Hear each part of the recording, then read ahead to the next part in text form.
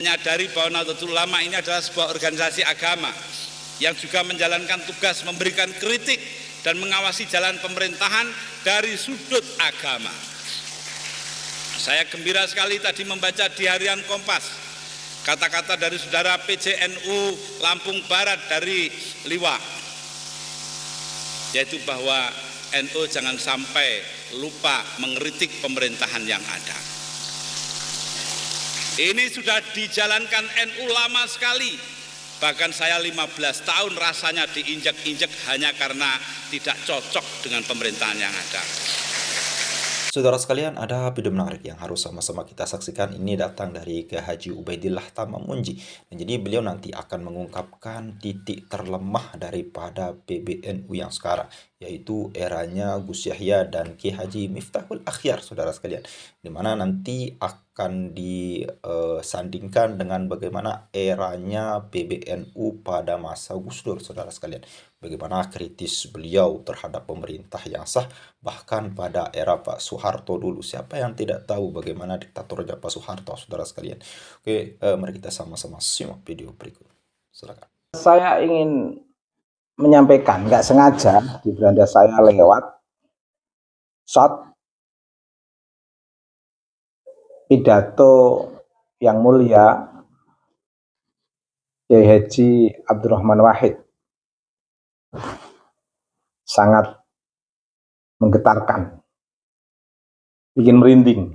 Kita sudah bisa menangkap sinyal keutamaan, kegigihan, dan semangat beliau mengisi fase pencerahan dengan penuh kegigihan tanpa pandang bulu. Betul-betul kul haqqa walau kana murran. Betul-betul bagaimana kita semua itu menyampaikan sesuatu yang hak meskipun pahit, meskipun di hadapan penguasa. Prinsip Gus Dur sederhana, dan ini pernah disampaikan oleh Kiai Haji Abdurrahman Wahid. Beliau memakai konsep Syekh Ahmad Al-Mutamakin. Di tengah sistem kekuasaan, itu bagaimana tidak menjadi tangan panjang penguasa, tapi juga tidak mengkudeta atau menolak sistem kekuasaan. Tidak menjadi tangan panjang penguasa, tapi juga tidak menolak atau memberontak penguasa. Ini sistem yang diajarkan Syekh Ahmad Mutamakin dari apa yang dipahami Gus Dur dari sejarah Syekh Ahmad Al-Mutamakin. Dan implementasi dari konsep tidak menjadi tangan panjang penguasa tetapi juga tidak menggulingkan kekuasaan secara implementatif telah digambarkan oleh Gus Dur. Bagaimana hidup di tengah sistem kekuasaan itu tetap kritis. Tetap kritis, tidak semata-mata menerima sistem kekuasaan, tapi juga tidak menolak sistem kekuasaan sampai mengkudeta, tapi juga tidak hanya menjadi tangan panjang penguasa. Secara implementatif Gus Dur nanti kita setel secara singkat bagaimana kita tetap kritis dengan penguasa, menerima beberapa kebijakan dari sistem kekuasaan, tapi juga kritis. Dan ini salah satu bentuk implementasi dari konsep Syekh Ahmad Al-Mutamakin yang pernah disampaikan oleh Gus Dur. Seharusnya kiai-kiai itu juga bertahan dengan konsep ini. Bagaimana tidak menjadi tangan panjang penguasa, tapi juga tidak menggulingkan sistem kekuasaan. Artinya menerima sistem kekuasaan tetapi tetap kritis. Ini luar biasa. Dan ini bisa kita pahami secara langsung dari suara beliau. Subhanallah, luar biasa ini. NU jangan sampai lupa mengkritik pemerintahan yang ada. Ini sudah dijalankan NU lama sekali. Bahkan saya 15 tahun rasanya diinjek-injek hanya karena tidak cocok dengan pemerintahan yang ada. Masa ini akan kita tinggalkan.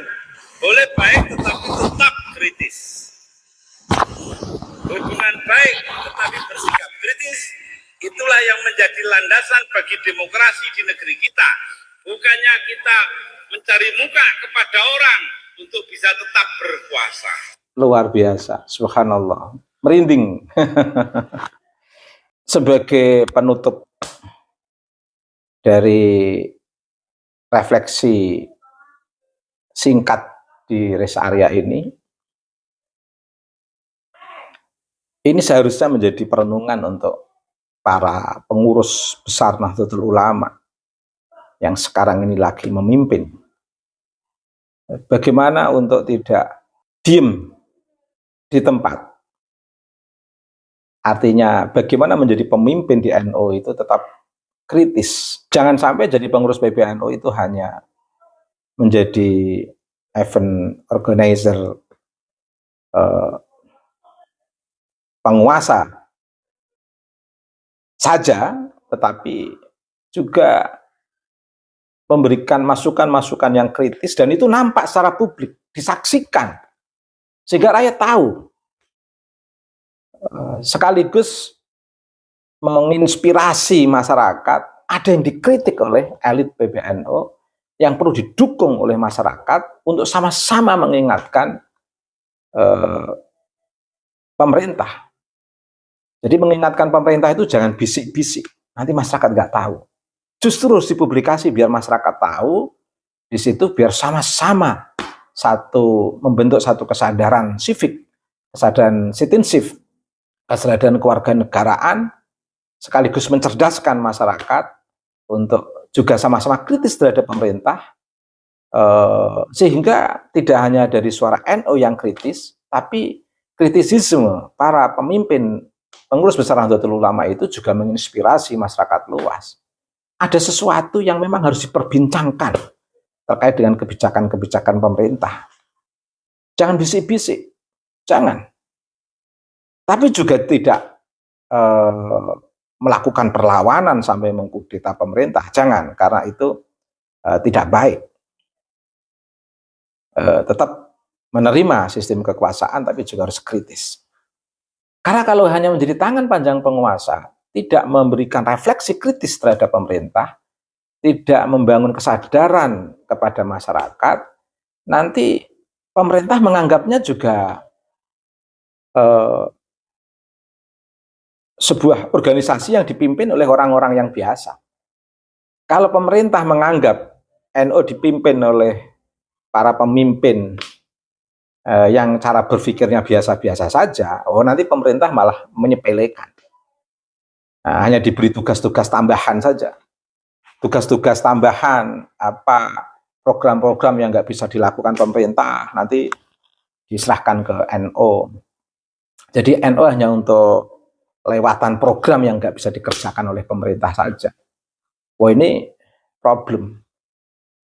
NU memang bekerja seolah-olah seperti LSM, tapi jangan memposisikan diri sebagai LSM, tapi betul-betul organisasi yang menggerakkan masyarakat, yang di sana juga ada subkultur dari kerja LSM, subkultur dari kerja para intelektual, subkultur dari budaya masyarakat, yang semuanya harus digerakkan.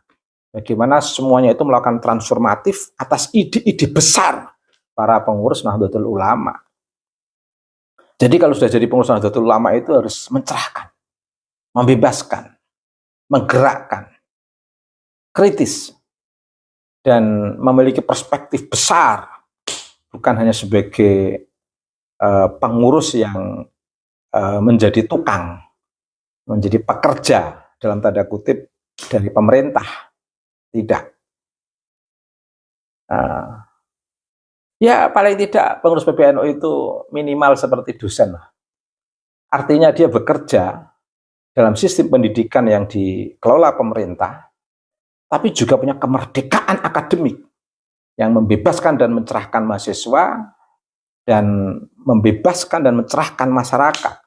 Ada aspek tridharma perguruan tinggi, aspek pengabdian, aspek penelitian, dan aspek pendidikan. NU itu juga harus begitu. Ada pengembangan, ada pemberdayaan dalam ruang pendidikan, juga ada pengabdian kepada masyarakat. Jangan hanya menjadi tangan panjang pemerintah, tapi nol pengabdian terhadap masyarakat. Isu-isu pencerahan itu jangan diabaikan. Kalau sudah duduk di pengurus PBNU, jangan mengabaikan isu-isu pencerahan. Isu-isu pengembangan riset ilmu pengetahuan, sehingga bisa mengawal relativitas ilmu pengetahuan. Tidak hanya sebagai pekerja atau mengerjakan hal-hal yang tidak bisa dikerjakan oleh pemerintah. Hanya berhenti pada itu saja. Jangan, sayang. Jadi pengurus BPN itu mewah sekali. Jangan mengerjakan sesuatu yang sekedar menjadi alat kekuasaan saja, tapi juga menjadi pendorong sistem kekuasaan yang juga melibatkan kesadaran kritis masyarakat dan menggerakkan kesadaran kritis masyarakat. Tentu juga kesadaran kritis para santri, warga Nahdliyin. Dan dalam konteks inilah NU akan betul-betul bisa dirasakan dalam konteks masyarakat yang lebih luas, yang mengarah kepada arti pentingnya kemanusiaan, keadilan, dan kesetaraan, menuju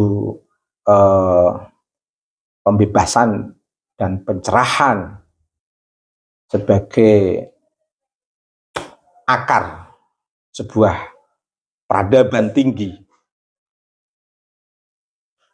Sehingga pengurus NU itu harus betul-betul membangun peradaban tinggi warganya, juga membangun peradaban tinggi seluruh warga negara ini, sehingga betul-betul NU betul-betul tetap sebagai organisasi yang memiliki keberlanjutan, konsistensi yang luar biasa dalam mendampingi masyarakat, mendampingi pemerintah, juga mendampingi para ulama, karena namanya pun Nahdlatul Ulama, bukan Naumul Ulama, kebangkitan ulama. Subkultur NU seperti ini harus dipahami oleh pengurus NU sekarang ini. Karena NU itu selain memahami subkultur pesantren, juga harus memahami subkultur NU itu sendiri. Sehingga tidak menjadi pengurus NU yang hegemonik, yang elitis, melupakan subkultur NU-nya, juga melupakan subkultur pesantrennya. Setidaknya apa yang disampaikan oleh Gus Dur itu menarik sebagai pemantik membangun kesadaran kepemimpinan yang sekarang ini sedang memimpin di jajaran pengurus besar Nahdlatul Ulama. Terima kasih. Oke, saudara sekalian, itu ya tadi kritis daripada Ki Haji Ubaidillah Tamamunji. Nah, jadi ada satu hal yang menarik untuk kita sama-sama cerna dari apa yang beliau sampaikan, yaitu salah satunya ada statement yang mengatakan bahwasanya boleh mengkritisi pemerintah namun dengan cara-cara yang baik. Jangan sampai mengkritisi pemerintah itu seakan-akan kita mau menggulingkannya. Nah, jadi saya teringat dengan bagaimana sikap maupun perilaku Rizik Syihab, saudara sekalian. Bagaimana dia mengkritisi pemerintahan yang sah, namun kemudian dengan kritisnya itu seakan-akan mau makar, saudara sekalian. Artinya seakan-akan mau menggulingkan pemerintahan yang sah. Dan ini dilakukan pada era Bapak Joko Widodo dulu, saudara sekalian. Bagaimana Rizik Syihab itu sendiri itu mengkritisi Bapak Jokowi seakan-akan presiden itu tidak ada harga dirinya. Bahkan kata-kata kasar pun ikut di sana. Oleh karena itu, organisasi yang dipimpin oleh Rizik Syihab dianggap organisasi terlarang. Dan berbeda halnya dengan era Gus Dur, saudara sekalian. Terkait dengan bagaimana beliau mengkritisi pemerintah Bapak Soeharto, namun dengan cara yang logis, lalu kemudian tidak menjatuhkan dan fokusnya pada kebijakan pemerintah, bukan pada diri pribadi Bapak Soeharto itu sendiri. Makanya Bapak Gus Dur ini dulu ketika masih menjabat sebagai PBNU tidak pernah kena delik, saudara sekalian. Nah, terkait dengan kritisnya PBNU juga, ini berbeda halnya dengan yang sekarang, saudara sekalian. Bahkan hanya sebagai struktural saja. Tidak ada hal yang mengejutkan dari PBNU, apalagi mengkritisi pemerintah maupun menyelesaikan permasalahan yang ada pada saat ini. Justru mereka pengurus mereka sendiri yang masuk ke dalam ranah itu, seperti Kiai Haji, bukan Kiai Haji ya, bukan seperti Fahru Rozi. Ya seperti itulah, Gus Tambang lah. Ya mungkin hanya ini yang bisa kita sampaikan, mudah-mudahan bermanfaat. Sekian. Assalamualaikum warahmatullahi wabarakatuh.